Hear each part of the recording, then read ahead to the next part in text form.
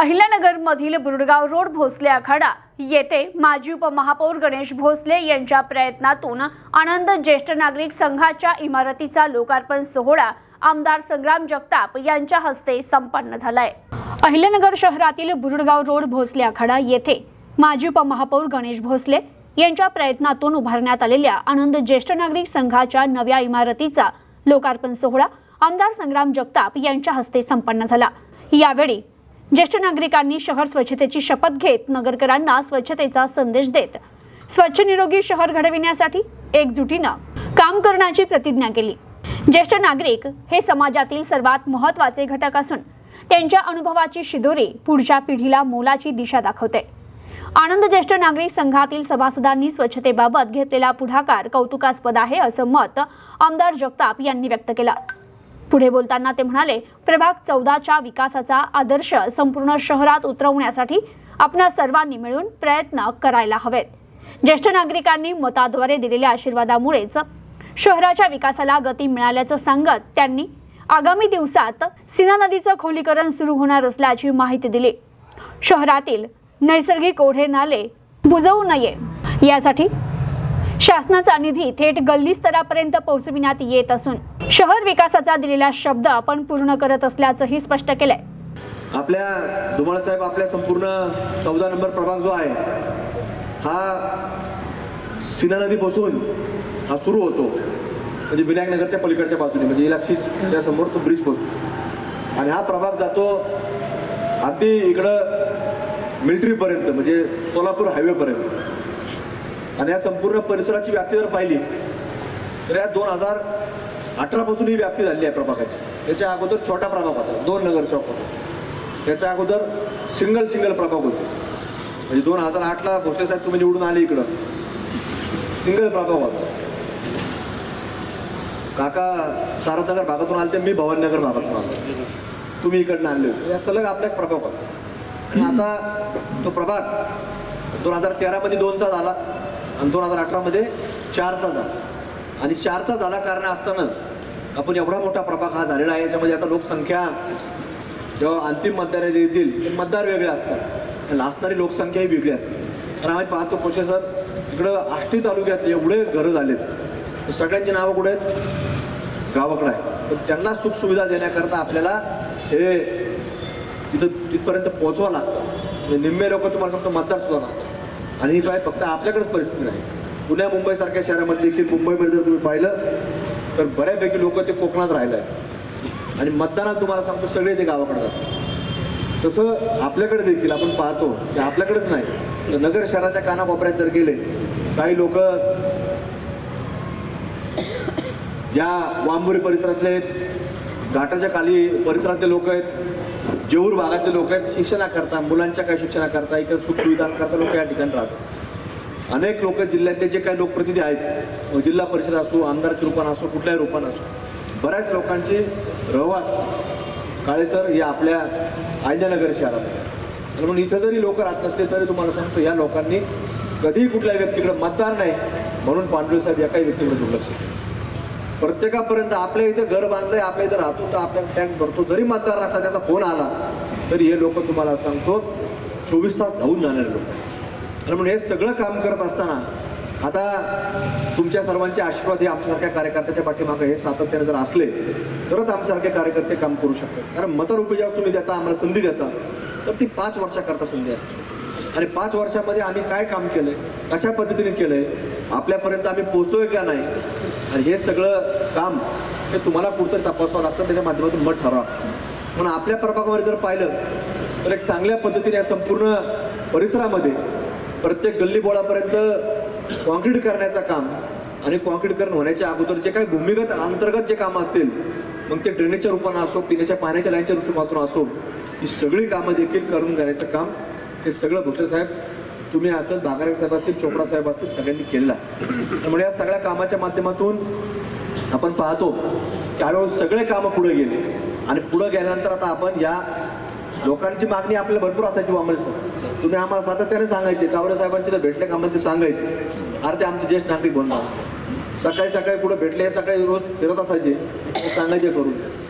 पण या बाकीचे जे कामं एवढे होते, बॅकलॉग एवढा होता की दरवेळेला आपण पाहायचो की एखादा रस्ता केला आणि पाऊस झाला की निमशे सर तुम्हाला सांगतो की ते वाहून जायचं. कारण डांबरण ते काय होतं ते जमतच नाही. तिथं पाणी साचत डांबर खराब होतं आणि लोकांना वाटतं ते निकृष्ट दर्जात चालेल. पण हे आपल्याकडेच नाही, हे पुण्या मुंबई शहरामध्ये सुद्धा हेच होतं. पण तिथं ज्या वेळेला लॉकडाऊनमध्ये मी पाहिलं की लॉकडाऊनमध्ये त्या लॉकडाऊनची एक संधी त्यांनी साधली आणि मुंबईमध्ये तुम्हाला सांगतो बऱ्यापैकी त्यांनी जे प्रमुख मार्ग मुंबईमध्ये येतात तर ते कॉन्क्रीटीकरण करण्याचा प्रयत्न त्यांनी केला. आणि त्याच्यानंतर आपण नाही तर दरवेळी टी व्हीवरती पाहायचो की मुंबई खड्ड्यात एक खड्ड्यात मुंबई असं एक ते सातत्याने चालायचं. आणि मग तीच टॅगलाईन लोक गाव पातळ कॉपी करायच्या, छोट्या गावातले असतात ती करायची. अहिल्यानगरमध्ये सुद्धा काही लोक ते करायचे, म्हणजे प्रत्येक ठिकाणीच करायचे. असं नाही की फक्त आपल्या पुरतंच करायचे किंवा मुंबईपुरतं करायचे. पण कुठंतरी मुंबईमध्ये गेल्यानंतर ते पाहिल्यानंतर आम्हाला सुद्धा वाटलं की आता आपलं असं पद्धतीने काम वामन सर करणे गरजेचं आहे. त्यातनं आम्ही प्रयत्न चालू केला. आराखडा बनवला निमशे सर, संपूर्ण शहराचा आराखडा बनवला की कुठं आपल्याला कशा पद्धतीने रस्ते करावे लागतील. आणि हे सगळं काम हळूहळू करत असताना सगळे प्रस्ताव तयार झाले, पण शेवटी येऊन थांबतं निधीपर्यंत. आणि मग तो निधी आणण्याचं काम तुमच्यासारख्या लोकांनी जेव्हा माझ्यासारख्या कार्यकर्त्याला आमदार म्हणून तिथपर्यंत पाठवलं तर तिथं त्या आमदारकीचं सगळं जे काय तुम्ही पाठवता तर तिथं आमदार म्हणून गेल्यानंतर निश्चित रूपानं तिथं आपलं वजन वापरून हे संपूर्ण निधी शासनाचा जे आज राज्य सरकारच्या तिजोरीतनं आपण अहिल्यानगरच्या गल्ली बोळापर्यंत पैसा आणण्याचं काम हे केलं. आणि ते फक्त केलं नाही, ते प्रत्येकाला दिसतंय. तेव्हा लोक करून जातात. निवडणुकीच्या अगोदर आम्ही कामं काही सुरू केले, लोकांना वाटलं आता होणार आहे का नाही. काही लोक आता राजकारणात असतात आरोप करत राहतात, ते म्हणले आता हे निवडणुकीपुरतंच, हे आता काय होणार नाही. पण आज आपण पाहतो की सगळ्या ठिकाणी कामं होतात. पण लोकांना माहिती असतं ते होणार आहे. तर आपण काय कुठेही तुम्हाला सांगतो की जे होणार नाही आपण तिकडे जाणार नाही. म्हणजे आपल्यातील होणार असं तर आपण तिथे जायचं नाही. आणि जर तिथे गेलो आणि एकदा बोललो तर ते शेवटपर्यंत भलं का ते पदर का करणं व्हायचं. आता काही कामं तुम्हाला सांगतो गोळे सर आम्ही कॉन्ट्रीब्युशन करून केले. बागानगरकडून नाही घेतलं, चोपडा मामाकडून घेतलं, भोसले साहेबाकडून घेतलं आणि आम्ही सगळ्यांनी कॉन्ट्रीब्युशन करून काम. आता बागानगर बिचारा गरीब माणूस, आता त्या मावशींचा कप सुद्धा तुम्हाला सांगून ठेवायचं ते बागानगर जाऊन विचार. असे माणसं लागतात, हे सातत्याने 24 तास जनसेवा करणारे लोक. तर काही लोक तुम्हाला सांगतो एकदा का त्याला कुठला नगरसेवक झाला तुम्हाला सांगतो तुम्हाला उठून त्याला खुर्ची द्यावं लागतं. पण इथं मात्र तुम्हाला सांगतो आमच्या चौघाचंही काम तसं. आम्ही सातत्याने तुम्हाला सांगतो तुम्ही कुठली खुर्ची देऊ नका, आम्ही उभा राहू. काय उभे राहिले आमचं काही नसतं मला. आम्हाला फक्त एवढं असतं काळे सर की तुम्ही एकदा संधी दिली बटणं दाबले आमच्यावर जबाबदारी टाकली की जबाबदारी 5 वर्षात पूर्ण करा. आधीमध्ये नाही झाली तर पण 5 वर्षाच्या अगोदर तुमचं काम हे पूर्ण झालेलं असेल. आणि ती खात्री आज 14 नंबर प्रभागामध्ये प्रत्येक व्यक्तीला व्यक्ती ही देत असतो. फिरताना जाणवतं लहान मुलापासून ज्येष्ठ नागरिकांपर्यंत प्रत्येकजण ती आपल्या प्रभागामध्ये खात्री घेतो. आज तुम्ही जर विनायकनगरमधून निघाले संतोष शेठ तर तुम्ही सोलापूर रोडला हायवेला लागूसपर्यंत तुम्हाला कॉन्क्रीटच्याच रस्त्याने जाण्याचा रस्ता आज या भागामध्ये आपण निर्माण केला. आणि आता सीना नदीपासून सुरू होतो तर सीना नदीमध्ये देखील आता सर काही दिवसांमध्ये आपल्याला आता खोली करण्याचं काम सुरू होणार. म्हणजे ज्या आपण पाहतो की जो पाऊस 90च्या दशकामध्ये आला आणि विनायकनगरच्या लोकांनी सांगितलं होतं की 2024 मध्ये आलं, त्यांनी सांगितलं हा पाऊस 90च्या दशकामध्ये एवढं विनायकनगरमध्ये पाणी आलं त्याच्यानंतर डायरेक्ट 2025 मध्ये आलं. आणि भविष्यामध्ये 2050 मध्ये सुद्धा काळे जर पाणी आलं नाही पाहिजे याचं नियोजन आता पुढच्या काही महिन्यांमध्ये चालू झालेलं आपल्याला पाहिलं. म्हणजे 2050 जरी आलं अजून 25 वर्षांनी तर तिथं पाणी नाही आलं पाहिजे याचा करता पहिल्यांदा आजपर्यंत सीना नदीमध्ये कधीही जिथे उतार नसेल, पोकळ्या उतार नसेल का गाळ काढण्याचा. कुणी सांगा कधी उकारलाय कुणी गाळ काढलाय. पण आज ती जबाबदारी आमच्यासारख्या कार्यकर्त्यांवर आलेली आहे आणि ती प्रामाणिकपणाने त्याला करोडो रुपये खर्च आहे पण ती काढण्याची जबाबदारी सुद्धा आज आमची आहे. पण तुम्ही आम्हाला मतं दिलेली म्हणून ती जबाबदारी सुद्धा सरकारकडून तो पैसा आलाय, त्याचं टेंडर झालंय. आता वर्क ऑर्डर सुद्धा वामन होणार. फक्त लोकांना आमची मीडियाच्या माध्यमातून तुम सर्वांच्या माध्यमातून मागणी असेल की आपण लोक जे काय छोटे मोठे ओढे असतात, नैसर्गिक ओढे असतात ते कुणी बुजू नये.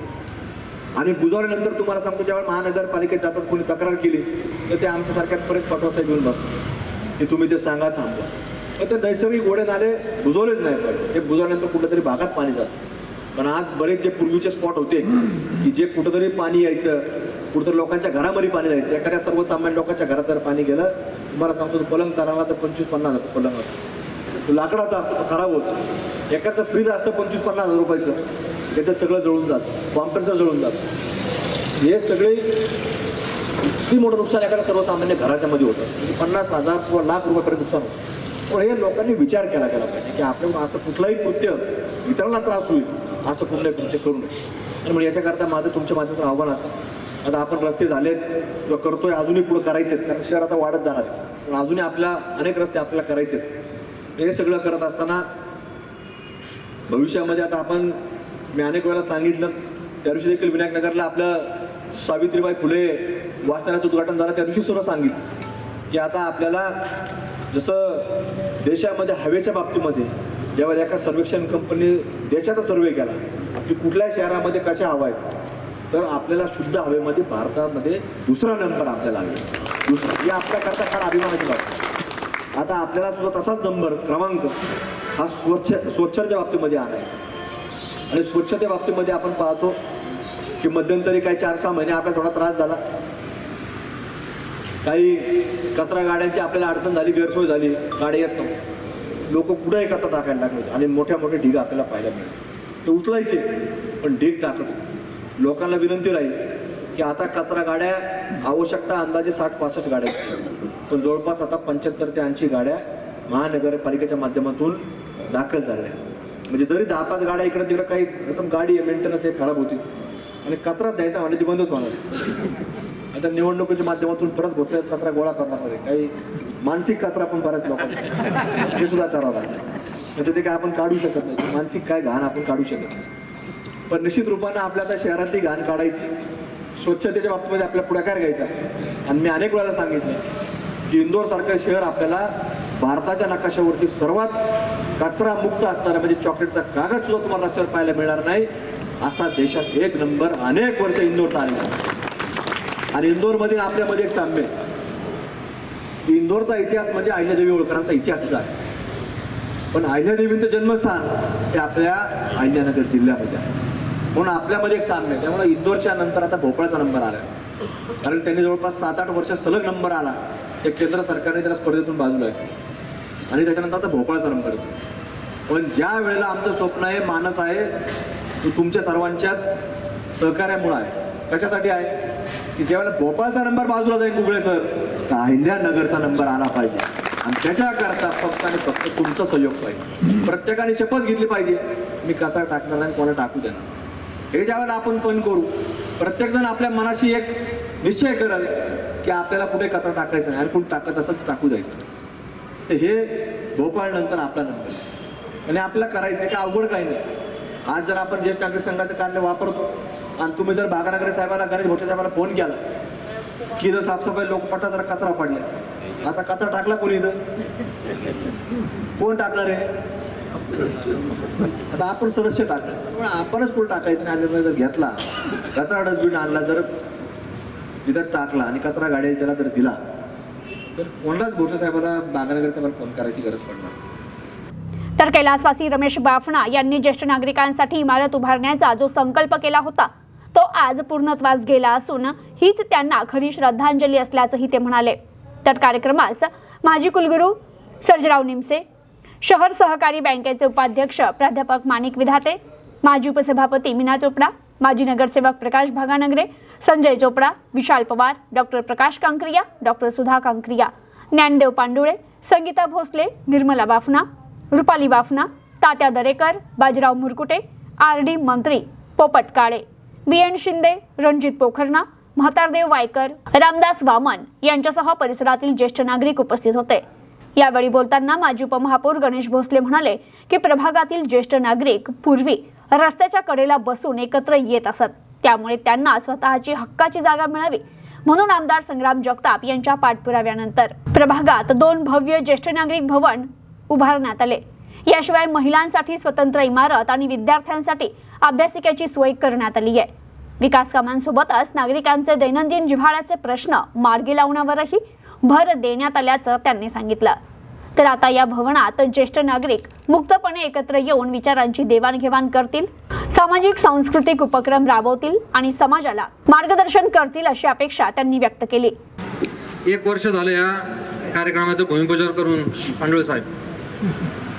1 वर्षात 14 महिन्यात ही बिल्डिंग पूर्ण झाली. म्हणजे आपल्या घराला सुद्धा 1.5 ते 2 वर्ष लागते तेवढ्या मोठ्या ह्याला, पण ही एकदम फास्ट या ठिकाणी आपण केलं. कारण सगळे ज्येष्ठ नागरिक ते आता सर आपल्या दाजी म्हणले होते की अशा टोळ्या झाल्या होत्या आमच्या इकडे तिकडे, तर ते इकडे तिकडे विखुरले होते. आणि तेच मला हे करायचं होतं की परत एकत्र हे सगळे आले पाहिजेत आणि हे लवकरात लवकर आपल्याला हे करायचं आहे. आणि त्या माध्यमातून आपण या ठिकाणी 2-3 दिवसाला चक्रा मारून ते पाहून लवकर मागं लागून हे 14 महिन्यामध्ये हे पूर्ण झाली 2 मजली बिल्डिंग. काल या 1 दिवसात ते पेविंग ब्लॉक बी काल बसून घेतले. तर जरा बरं वाटत नव्हतं, पण सगळे आमचे ज्येष्ठ नागरिक म्हणले इथं काहीतरी असलं तर बरं झालं असतं म्हणलं. लगेच पेविंग ब्लॉक टाकून ते ठेकेदाराला सांगितलं, म्हणलं तुम्ही हे पेविंग ब्लॉक आणा आणि हे बसून टाका. मग ते कालची काल हे सगळं पेविंग ब्लॉक झालं.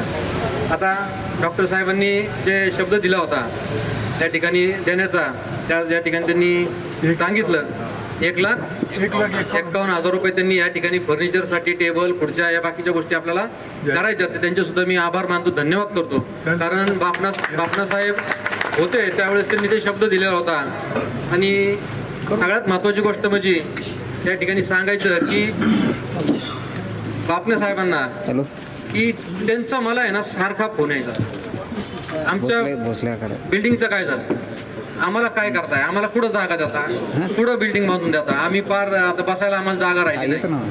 त्यांचा इतका पाठपुरावा होता या कामासाठी, तुम्हाला सांगतो की सांगू शकत नाही. की त्यांचा म्हणजे 4-5 दिवस झाले की फोन बघितलं तरी कधी कधी आता उचलू का नको असं वाटायचं. म्हणजे इतका त्यांचा पाठपुरावा त्यांनी केला. आणि आज ते नाही आहेत, त्यांच्या नसताना इतकी मोठी वास्तू या ठिकाणी उभी राहिली, त्याचा खरंच ते जातं त्यांना की त्यांनी हे वारंवार कंटिन्यू ते त्यावेळेस बोलायचे. त्याच्यानंतर वायकर साहेब शेजारी आले, मग त्यांचं चालू झालं काय करायचंय, कधी करताय, कधी करायचा.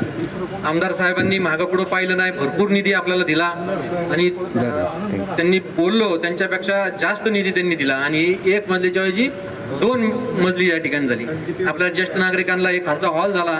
आणि इतर काही ऍक्टिव्हिटीज असतात, आणि आपल्या काही शिबिर असतात, पुढं काय असतात, पुढं काय महिलांचे काही कार्यक्रम असतात, महिलांचे शिबिर असतं, त्याच्यासाठी आपण हा वरचा हॉल या ठिकाणी केलेला आहे. त्याची पुढे जागा नसती तर ती त्यांना देता येईल, त्या ठिकाणी शिबिर घेते. आणि पुढे आरोग्य शिबिर असतात, काही महिलांच्या शिलाई मशीनचे काय असतात, बरेच शिबिर आपण घेत असतो. त्याच्यासाठी तो आपल्याला हॉल वरचा कामाला येणार आहे. आणि हे मल्टीपर्पज हॉल आपल्याला या ठिकाणी ज्येष्ठ नागरिक हॉल बरोबर ते सुद्धा झालं. आणि आता मी काही जास्त बोलत नाही, परवा सुद्धा आपण या ठिकाणी बोललो, आपण अभ्यासिका केली आणि आज या ठिकाणी आज ज्येष्ठ नागरिक हॉल झालेला आहे. आणि आमदार साहेबांना गडबड आहे, त्यामुळे मी आपल्या सर्वांची मी रजा घेतो.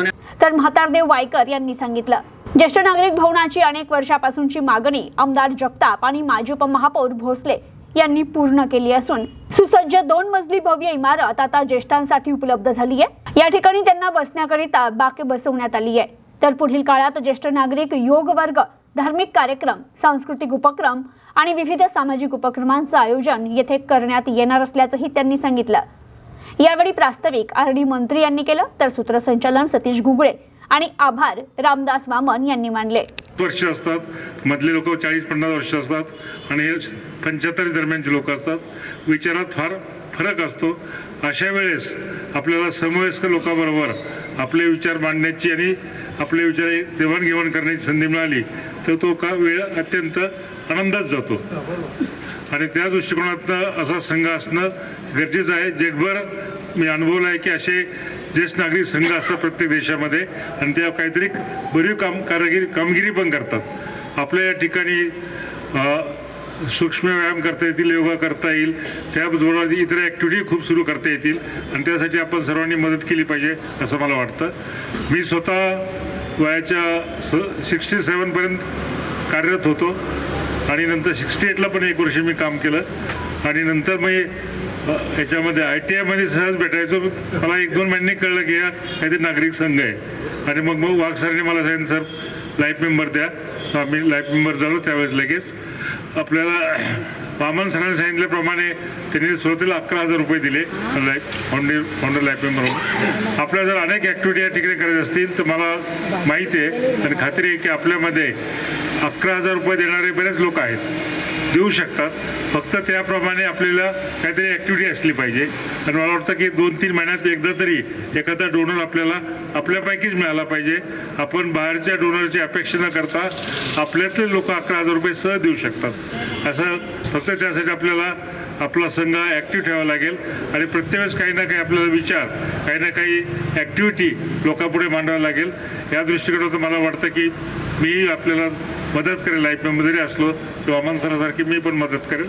आणि प्रत्येक जण असे अनेक जण आहेत या ठिकाणी पिरियॉडिकली म्हणजे 2 महिने 3 महिन्याच्या अंतराने कोणी जर मदत केली तर आपला जो जोश असतो याचा ज्येष्ठ नागरिकांचा तो कायम राहील.